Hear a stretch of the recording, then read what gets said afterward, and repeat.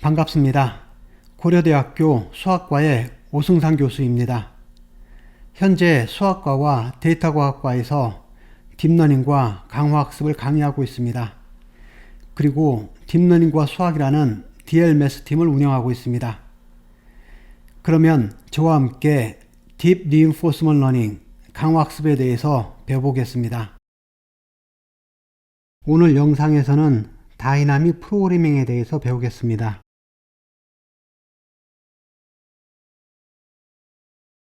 여기 다이나믹 프로그래밍은 약자로 DP라고 하고 이것을 그대로 번역하면 동적 계획법이 됩니다.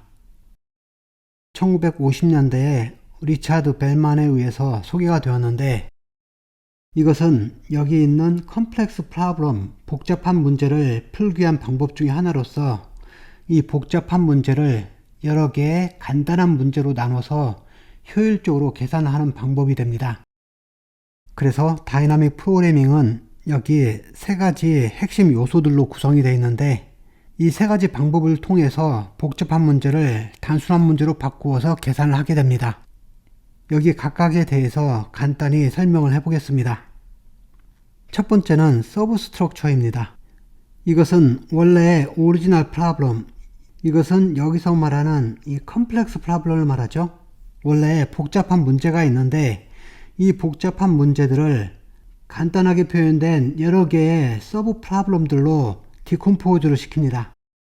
그러니까 하나의 복잡한 문제를 여러 개의 단순한 문제들로 분할을 한다, 이렇게 하시면 됩니다. 그래서 복잡한 문제를 큰 문제라고 하고 단순한 문제를 작은 문제라고 제가 표현을 하겠습니다. 그러니까 하나의 큰 문제를 여러 개의 작은 문제들로 나눈다, 이런 뜻이 되겠죠. 이것이 서브스트럭처 구조를 말하고요. 두 번째로는 테이블 스트럭처가 있습니다. 이것은 조금 전에 말한 이 작은 문제들 있죠. 이 작은 문제들을 계산한 후에 그 계산된 해답들이 있겠죠. 그 해답들을 테이블에 기록을 한다는 것입니다. 그래서 테이블에 저장된 이 정답들을 나중에 여러 차례 반복적으로 사용을 한다는 겁니다. 여기에서 반복적으로 사용한다는 것이 아주 중요한 의미를 가지고 있습니다. 그리고 마지막으로는 바텀업 컴퓨테이션입니다. 여기서 바텀업이라는 말은 바텀, 즉 밑에 있는 작은 문제들을 풀어서 결국은 업, 위에 있는 큰 문제를 해결한다, 이런 뜻입니다. 여기 테이블 있죠? 여기 작은 문제들에 대한 해답이 기록되어 있는 테이블이 있습니다. 그러면 이 테이블에 있는 그 해답들을 사용해서, 즉 여기 있는 작은 문제들, 서브 프로블럼들의 해답들을 저희가 사용을 해서 조금 더 큰 문제에 대해서 해답을 구하고, 그리고 궁극적으로는 오리지널 프로블럼, 가장 큰 문제 있죠? 이거에 대한 해답을 구한다라는 뜻이 됩니다. 그래서 작은 문제부터 차근차근 계산을 해서 조금씩 더 큰 문제에 대한 해답을 얻고 결론적으로 오리지널 프로블럼을 해결한다라는 그런 뜻을 가지고 있습니다. 그래서 다이나믹 프로그래밍은 이 세 가지 요소를 적절하게 사용을 해서 복잡한 컴플렉스 프로블럼을, 큰 문제를 말하는 거죠. 여러 개의 작은 단순한 문제들로 분할을 해서 각각의 작은 문제들을 해결한 다음에 그 정답을 테이블에 보관을 한 다음에 그 다음에 테이블에 보관된 이 작은 문제들을 잘 조율을 해서 조금씩 큰 문제들을, 궁극적으로는 이 원래 문제를 해결하는 그런 방법이 되는데, 이 복잡한 문제를 한 번에 계산할 수가 없기 때문에 작은 문제로 나누어서 효율적으로 계산을 하는 것이 다이나믹 프로그래밍을 사용하는 핵심 이유가 됩니다. 그리고 이런 식으로 계산하는 방법을 다른 표현으로는 플래닝, 계획이라고 합니다. 저희가 나중에 배우게 될 강화학습에서의 학습은 러닝이라고 하잖아요. 여기 러닝, 학습과는 서로 대조적인 개념이 됩니다. 그래서 다이나믹 프로그래밍은 복잡한 문제에 대한 계산을 직접 하긴 하지만 너무 복잡하기 때문에 단순한 문제로 바꿔서 효율적으로 계산하는 방법을 말하고, 그러니까 직접 계산을 하는 거 맞죠? 그런데 강화학습에서의 러닝은 그것을 직접 저희가 계산할 수 없기 때문에 컴퓨터가 학습할 수 있도록 바꿔주는 방법을 말합니다. 이런 면에서 두 가지는 서로 대조적인 개념입니다. 그래서 다이나믹 프로그래밍에 대해서 간단하게만 설명을 했는데 자세한 예들은 다음 영상에서 배우게 될 밸류 이터레이션이나 팔러시 이터레이션을 참고하면서 이해하시면 됩니다. 그러면 이번에는 어떤 문제들이 다이나믹 프로그래밍을 사용하기에 효율적인지, 어떤 특징을 갖는 문제들이 좋은지를 한번 살펴보겠습니다. 대표적으로 여기 두 가지 특징이 있는데 이 두 가지 특징을 갖는 문제들이 다이나믹 프로그래밍을 쓰기에 상당히 좋은 문제들이 됩니다. 첫 번째는 optimal structure입니다. optimal structure는 어떤 것을 말하냐면은 저희가 궁극적으로 풀고 싶어 하는 큰 문제에 대한 optimal solution이 여기 밑에 있는 작은 문제들에 대한 optimal solution으로 얻어질 수 있다는 것을 말합니다. 여기 예로 shortest path problem이 있는데 이것을 보면서 설명하겠습니다. 여기 보면 그래프가 하나가 있습니다. 그런데 제일 왼쪽에서 시작해서 제일 오른쪽에서 끝나는 패스를 그린다고 하겠습니다. 그래서 왼쪽에서 오른쪽으로만 진행할 때 나올 수 있는 패스들이 여러 가지가 있죠. 그 중에 하나를 그려보면 여기 스타트에 시작을 해서 오른쪽으로만 이동하면서 가는 이런 패스가 하나가 있겠죠. 그런데 방금 그린 패스는 4개의 엣지를 지나는 거잖아요. 이런 식으로 가장 적은 숫자의 엣지를 지나서 스타트에 시작해서 엔드로 가는 그 패스를 쇼티스트 패스라고 하는데, 이 쇼티스트 패스를 찾는 방법을 이제 보겠습니다. 이 같은 경우는 저희가 3개로 나눠서 풀 수가 있습니다. 이렇게 3개로 나누어서 그래서 각각 구간마다 지금 이게 쇼티스트 패스죠. 여기서도 이것이 가장 짧은 패스고 여기서도 이것이 가장 짧은 패스가 되잖아요. 그러니까 3개의 각각 구간마다 쇼티스트 패스들이 있는데 이것들을 연결해 놨더니 전체적으로 이것이 쇼티스트 패스가 됐죠. 이거에 대한 설명이 여기 있는 optimal substructure가 됩니다. 큰 문제의 optimal solution은 작은 문제들의 optimal solution들을 가지고 얻을 수 있다라는 그런 말이 됩니다. 이것은 아주 중요하죠. 왜 그러냐면은 다이나믹 프로그래밍에서는 여기 오리지널 복잡한 문제가 이렇게 있을 때 이것을 작은 서브 프로블럼으로 바꿔줬잖아요. 그런 다음에 각각의 서브 프로블럼에 대한 솔루션을 계산을 해서 그걸 가지고 다시 이 오리지널 복잡한 문제의 솔루션을 해결하는 거잖아요. 그러니까 작은 문제들에 대한 솔루션들을 잘 모아서 그걸로 큰 문제에 대한 솔루션을 찾는 거기 때문에 다이나믹 프로그래밍은 이 optimal substructure를 가지고 있는 문제에 아주 유용합니다. 물론 여기 있는 shortest path problem을 저희가 다이나믹 프로그래밍으로 풀지는 않습니다. 왜 그러냐면은 여기 첫 번째 이 조건은 만족은 하지만 두 번째 있는 조건은 만족하지 않아요. 무슨 말이냐면은 여기에 있는 솔루션과 여기에 있는 솔루션과 여기에 있는 솔루션들을 한 번씩 사용해서 전체 그림에서의 쇼티스트 패스를 찾아냈잖아요. 여기 있는 것들을 한 번씩만 사용을 합니다. 그런데 다이나믹 프로그램에서는 여기 작은 문제들에 대한 해답을 반복적으로 여러 번 사용할 때 효율적입니다. 여기 보면 서브 프로블럼들이 있는데 이것에 대한 솔루션들을 테이블에 저장한 후에 반복적으로 사용한다고 했잖아요. 그때 더 효율적입니다. 그러기 위해서는 이 작은 문제들, 서브 프로블럼들이 여러 번 반복적으로 나와야 되겠죠. 그래서 다이나믹 프로그래밍을 효율적으로 사용해서 풀 수 있는 문제의 특징은 optimal substructure를 가질 뿐 아니라 여기 있는 overlapping subproblem 성질도 가지고 있어야 됩니다. 이것은 여기 작은 문제들에 대한 이 솔루션이 반복적으로 사용되는 경우, 그래서 이것을 반복적으로 사용을 해야 되기 때문에 우리는 여기 작은 문제들에 대한 솔루션 있죠? 이 솔루션들을 테이블에 저장을 해놓고 그리고 이 문제가 나올 때마다 다시 계산하지 않고 이 테이블에 있는 값을 사용을 합니다. 그래서 이 작은 문제들이 반복적으로 사용된다고 해서 오버래핑 서브 프로블럼이라고 합니다. 그래서 이 성질까지 가지고 있는 문제라면은 다이나믹 프로그래밍을 적용하기에 아주 좋은 문제가 됩니다. 그래서 저희가 앞으로 풀어야 될 많은 문제들이 있는데 그 문제들을 수학적으로 잘 모델링한 것이 마코프 디시전 프로세스라고 했는데, 이 마코프 디시전 프로세스는 여기 있는 이 두 성질들을 잘 가지고 있습니다. 그래서 지난 영상에서 배운 이 벨만 이퀘이션은 리커시브 디컴포지션을 주어서 이것을 작은 문제들로 나눌 수 있도록 하는 역할을 하고, 그리고 밸류 펑션을 이용해서 이 작은 문제들에 대한 해답을 저장을 하고 이 해답을 반복적으로 사용을 합니다. 벨만 이퀘이션을 잠깐 살펴보겠습니다. 여기 벨만 이퀘이션이 이렇게 있습니다. 중요한 것은 저희는 모든 스테이트에 대한 이 스테이트 밸류 펑션 값을 찾고 싶어요. 그런데 이것을 직접 계산할 수가 없죠. 왜 그러냐면 아직 이것을 저희가 모르고 있잖아요.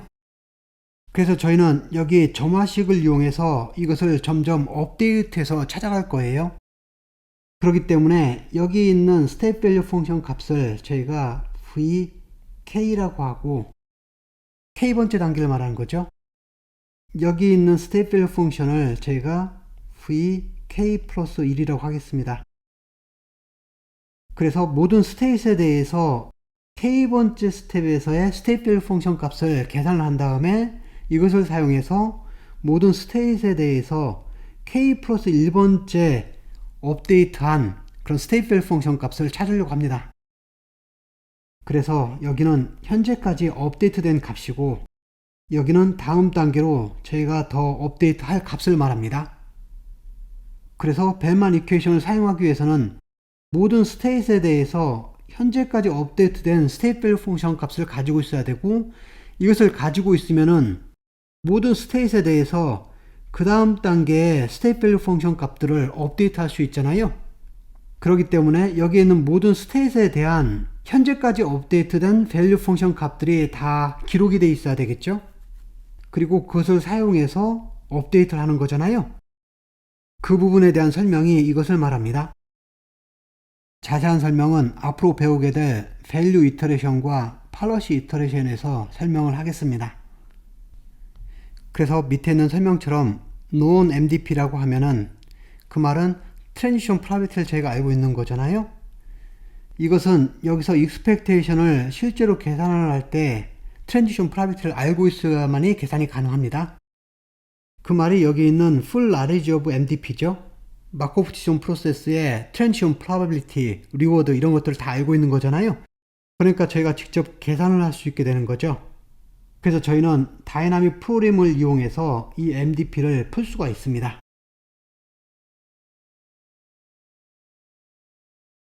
이번에는 시퀀셜 디시전 프로블럼에 대한 두 가지 해결 방법에 대해서 보겠습니다. 여기 시퀀셜 디시전 프로블럼은 번역하면은 순차적 행동 결정 문제라고 합니다. 그래서 그리드 월드처럼 각 타임 스텝마다 액션들의 시퀀스를 결정해야 될 문제, 이런 것들을 말하는데요.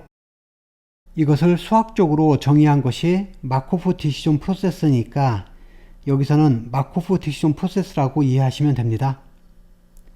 그래서 이런 시퀀셜 디시전 프로블럼을 해결하는 두 가지 방법이 있는데, 그것이 저희가 앞으로 배우게 될 동적 계획법이라고 하는 다이나믹 프로그래밍과 강화학습이라고 하는 reinforcement learning이 있습니다. 이 두 가지를 비교해서 살펴보겠습니다. 먼저 이 두 가지 방법을 사용하는 모델의 가장 큰 차이점은 트랜지션 프로바빌리티를 아느냐 모르느냐 이걸로 결정이 됩니다. 그리고 리워드도 포함되어 있겠죠. 그래서 현재 스테이트에서 이 액션을 취했을 때 넥스트 스테이트 S'로 갈 확률과 그때 얻어진 리워드를 말하는데, 이거에 대한 정보를 알고 있는 것과 모르는 것으로 구분이 됩니다. 그래서 이거에 대한 정보를 알고 있으면 그 경우를 known MDP라고 하고, 다른 표현으로는 모델 베이스드라고 합니다. 그런데 이거에 대한 정보를 모르고 있다고 하면은 그 경우를 unknown MDP라고 하고, 다른 표현으로는 모델 프리라고 합니다.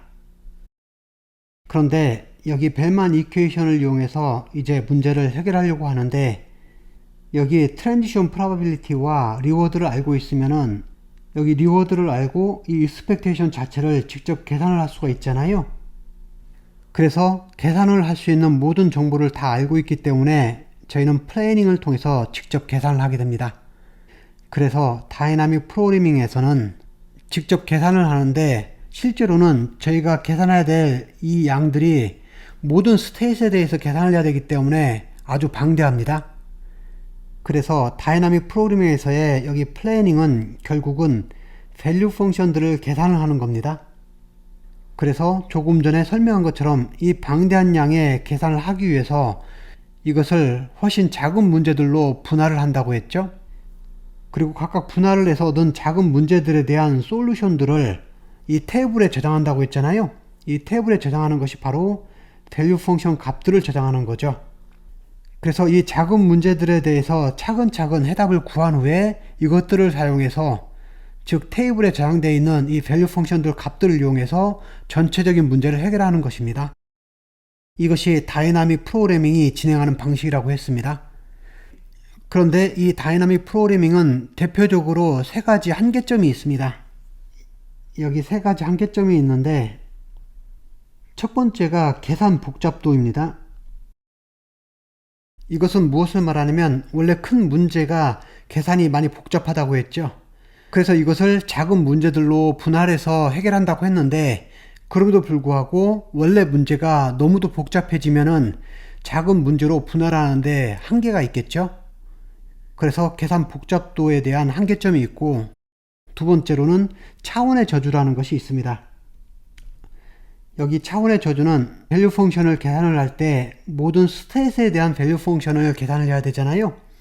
그리고 나서 각 스탯에 대한 이 밸류 펑션 값을 테이블에 저장을 해야 되는데 만약에 이 스테이트 스페이스가 너무 더 커지면은 그것을 테이블에 다 기록을 할 수가 없게 됩니다. 이거에 관련된 문제가 차원의 저주라는 것입니다. 그래서 이 스테이트 스페이스 자체가 어느 정도는 한정되어 있어야 된다는 거죠. 그리고 세 번째가 환경에 대한 완벽한 정보가 필요하다는 것입니다.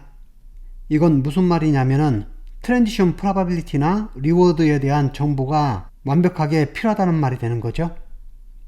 그래서 다이나믹 프로그래밍은 이 세 가지 종류의 한계점을 가지고 있는데 나중에 배우게 된 강화학습에서는 이런 문제들을 극복을 하게 됩니다. 그래서 강화학습에 대해서만 간단히 설명을 하게 되면은 일단 강화학습은 환경에 대한 완벽한 정보를 가지고 있지 않죠. 여기 있는 트랜지션 프로바빌리티를 저희가 알고 있지 않습니다. 그래서 여기 설명처럼 incomplete information을 가지고 있기 때문에 저희가 계산을 정확히 할 수가 없습니다. 플래닝을 할 수가 없어요. 그래서 저희는 러닝이라는 방법을 사용하게 됩니다. 여기에서 러닝이라는 것은 직접 계산을 하는 것이 아니라 학습을 하는 걸 말하는 거죠. 무슨 말이냐면은 이 주어진 환경 속에서 실제 얻어진 경험적으로 얻어진 데이터를 가지고 학습을 하겠다는 뜻이 됩니다. 무슨 말이냐면 저희는 트랜지션 프로바빌리티를 알 수 없죠. 그러니까 현재 스테이시 이렇게 있고 여기에서 액션을 직접 취합니다. 그럼 환경 속에서 이 액션을 취했기 때문에 그 후에 얻어지는 반응으로 next state 이렇게 나오겠죠. 그리고 여기에서 리워드도 얻어질 거예요. 그러면 이것이 하나의 데이터가 됩니다. 이런 데이터들이 많이 쌓이면 어떻게 되는 거죠? 저희는 트랜지션 프로바빌리티를 모르잖아요. 저희는 이 확률을 정확히 모르죠. 하지만 학습을 반복하는 가운데 이 데이터들이 계속 나오면 이 데이터들은 이 확률을 비슷하게 따라가겠죠. 그래서 강화학습은 저희가 이 확률을 정확히는 모르지만 이 데이터를 통해서 학습을 하는 방법을 취합니다. 이 데이터들을 리얼 익스피리언스라고 합니다. 그래서 여기 그림에서 보면은 여기 현재 스테이트이 이렇게 있고 이 현재 스테이트에서 이 에이전트가 적당한 액션을 취하죠. 주어진 환경 안에서 적당한 액션을 취하게 되면은 그것에 대한 결과로 next state를 얻게 되고 immediate reward도 얻게 됩니다. 이것을 밑에서 보면은 현재 state이 있고 액션을 취하게 되면은 그 결과로 reward와 next state를 얻잖아요. 이것을 지속적으로 반복합니다. 그렇게 진행했을 때 계속 얻어지는 이 리워드들이 있잖아요. 이것들의 토탈 썸인 리턴을 계산하게 되는데, 이 리턴을 맥시마이즈 하는 쪽으로 저희는 팔러시를 계속 업데이트하면서 학습을 하는 거예요. 이것이 강화학습의 기본 틀입니다. 그래서 강화학습은 모든 스테이트에서 다 계산하는 것이 아니라 여기 주어진 데이터에 대해서만 계산하기 때문에 여기 계산의 복잡도나 차원의 저주에서 벗어날 수가 있게 됩니다. 그래서 다시 한번 요약하면 다이나믹 프로그래밍은 이 모델에 대한 완벽한 정보를 알고 있어서 직접 계산을 하는데 그 계산량이 너무 방대하기 때문에 더 작은 문제로 나누어서 효율적으로 계산하는 방법이 다이나믹 프로그래밍이고, 여기 강화학습은 이 모델에 대한 정확한 정보를 알 수가 없기 때문에 실제 환경 속에서 액션을 취해서 얻은 샘플 데이터를 가지고 팔러시를 평가하고 계산하는 방식으로 학습하는 방식입니다. 그래서 이 두 가지를 잘 비교해서 앞으로 배워가겠습니다.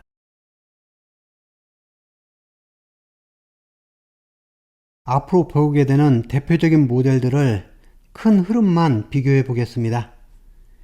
여기 다이나믹 프로그래밍이 있고, 그리고 여기 몬테카를로와 템포럴 디퍼런스가 있는데, 여기 몬테카를로와 템포럴 디퍼런스는 대표적인 리인포스먼트 러닝 모델이 됩니다. 그래서 다이나믹 프로그래밍은 풀 백업 방식을 사용하고, 몬테카를로는 샘플 멀티스텝 백업 방식을 사용합니다. 그리고 템포럴 디퍼런스는 샘플 백업 방식을 사용합니다. 그래서 밑에 설명을 먼저 해보면은 여기 벨만 익스펙테이션 이퀘이션이 이렇게 있습니다. 여기 스테이트 밸류 펑션은 현재 스테이트 S가 있을 때 이 팔러시를 따라서 그 이후에 나오는 모든 리턴들의 익스펙테이션이죠. 그런데 벨만 이퀘이션에 의하면은 제가 리턴을 다 계산하지 않아도 여기 immediate reward와 next state에 대한 state value 펑션을 가지고 이것을 계산을 할 수 있습니다. 그래서 여기에 벨만 expectation equation이 있는데, 이거 외에도 저희는 벨만 optimality equation도 종종 사용합니다. 그런데 여기에서 백업이라는 말이 나오는데요. 이 백업은 뭐냐면은 저희가 현재 스테이트에서 이 state value 펑션 값을 계산을 할 때 여기 방식으로 보면은 어떻게 되죠? 현재 스테이트이 s인데 여기 보면은 next state의 value 펑션 값을 사용을 하게 되는 거죠. 그래서 여기 보면은 future state의 state value 펑션 값을 사용해서 현재 state의 value를 업데이트 하는 거예요. 그러니까 이 벨만 이퀘이션을 이용해서 업데이트하는 방식을 백업이라고 합니다. 중요한 것은 현재 스테이트의 state value 펑션 값을 업데이트할 때 future state의 state value 펑션 값을 사용한다라는 거예요. 그러면 여기 다이나믹 프로그래밍을 다시 한번 보겠습니다. 여기 다이나믹 프로그래밍은 이것을 사용해서 state value 펑션 값을 업데이트를 합니다. 여기 벨만 이퀘이션의 이 공식을 그대로 사용한 거잖아요. 그래서 여기 expectation을 정확히 계산해야 되기 때문에 next state에 관련된 모든 state value 펑션 값을 알아야 이것을 계산할 수 있는 거죠. 그래서 오른쪽 그림을 참고해 보겠습니다. 이 그림을 백업 다이아그램이라고 합니다. 그리고 제일 위에 파란 점이 현재 state를 말하고, 그리고 그 다음에 있는 검은색 점이 액션을 말하고, 그리고 그 밑에 있는 파란 점이 next state S'을 말합니다. 그래서 여기 next state 전체에 대한 state value 펑션 값을 저희는 다 사용을 하게 되는 거잖아요. 그리고 저희는 여기에 transition probability를 알고 있기 때문에 직접 expectation을 계산하는 것이 가능하죠. 그래서 여기 가능한 모든 next state에 대한 것을 다 사용한다고 해서 full backup이라고 합니다. 그런데 reinforcement learning에서는 어떻게 하죠? 저희가 transition probability를 모르기 때문에 expectation을 정확히 계산할 수 없어요. 그래서 저희는 샘플 데이터를 가지고 계산을 합니다. 그렇기 때문에 강화학습은 expectation을 직접 계산하는 것이 아니라 이 방식을 사용합니다. 이 식에 대한 자세한 설명은 reinforcement learning에서 배우겠습니다. 중요한 것은 여기에 두 가지 큰 방법이 있는데, 하나는 이 리턴을 사용하는 방법과, 이것은 에피소드 끝날 때까지 진행이 되는 거죠. 또 다른 하나는 바로 immediate reward와 next state까지의 정보만 사용하는 방법이 있습니다. 이것을 저희가 타겟이라고 부르는데, 이 타겟으로 리턴을 사용하는 것이 몬테카를로 방식이고, next state까지의 정보만 사용하는 것이 temporal difference 방법입니다. 그래서 여기 백업 다이어그램을 본다면은 몬테카를로는 여기 샘플 데이터만 참고하는 거죠. 이 전체를 참고하는 것이 아니죠. 그래서 샘플이라고 부르고, 그리고 이것은 게임이 끝날 때까지 에피소드 전체를 보는 거잖아요. 그래서 여러 스텝을 백업을 하는 거죠. 그래서 샘플 멀티 스텝 백업이라고 하고, 템포럴 디퍼런스도 마찬가지로 샘플로만 하는 거죠. 여기 전체를 보는 것이 아니에요. 그런데 여기는 넥스트 스텝까지만 가는 거잖아요. 그래서 한 스텝만 가고 마칩니다. 그래서 이것은 샘플 백업이라고 합니다. 그래서 여기 다이나믹 프로그래밍은 풀 백업을 사용하는 것이고, 여기 몬테카를로나 템포럴 디퍼런스 러닝처럼 리인포스먼트 러닝은 샘플 백업을 사용합니다. 이것이 앞으로 배우게 되는 다이나믹 프로그래밍과 또 리인포스먼트 러닝의 대표적인 두 가지 방법인 몬테카를로 메소드와 템포럴 디퍼런스 러닝이 있는데, 이 세 가지를 큰 그림에서 비교해 본 것입니다. 그래서 오늘은 다이나믹 프로그래밍의 기본 개념과 그리고 다이나믹 프로그래밍과 리인포스먼트 러닝과의 차이점에 대해서 비교해 봤는데요. 다음 시간부터는 이제 본격적으로 다이나믹 프로그래밍의 대표적인 모델인 밸류 이터레이션과 팔러시 이터레이션에 대해서 배우겠습니다. 오늘은 여기까지 하겠습니다. 수고하셨습니다.